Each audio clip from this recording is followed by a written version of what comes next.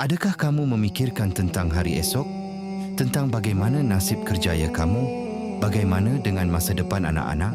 Atau bagaimana cara untuk melunaskan segala beban yang sedang menanti?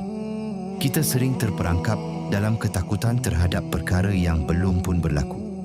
Kita bimbang tentang hari esok seolah-olah hari esok itu milik kita.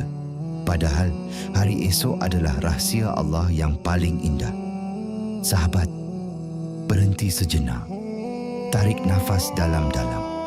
Video ini adalah untuk anda yang sudah penat memikirkan jalan keluar yang belum kelihatan. Kenapa kita terlalu risau? Kerana kita rasa segalanya ada di tangan kita. Kita rasa usaha kita yang menentukan segalanya. Kita terlupa bahawa ada tangan yang lebih hebat yang sedang mengatur alam ini. Kebimbangan yang melampau sebenarnya adalah tanda kita belum benar-benar berserah. Kita bimbang sebab kita rasa kita tuan kepada takdir kita sendiri.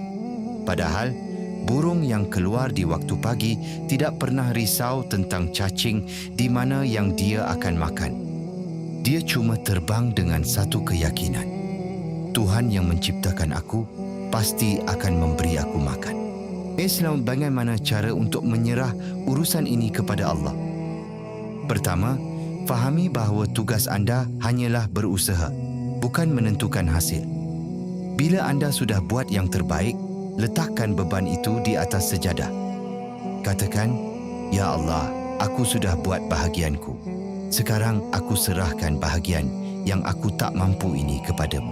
Tawakal bukan bermaksud diam, tapi ia adalah ketenangan hati di tengah badai. Ia adalah keyakinan bahawa apa yang Allah pilihkan untuk anda, itulah yang terbaik, walaupun ia tidak nampak seperti yang anda harapkan. Mulai saat ini, tidurlah dengan tenang. Allah tidak pernah tidur menjaga urusanmu. Biarkan Allah yang mengatur hari esok dan anda cukup fokus menjadi hamba yang baik hari ini. Jika hati anda kembali rasa sempit, kembalilah pada sujudmu. Di situlah segala beban akan terasa ringan. Semoga anda diberikan ketenangan yang luar biasa. Terima kasih kerana menonton.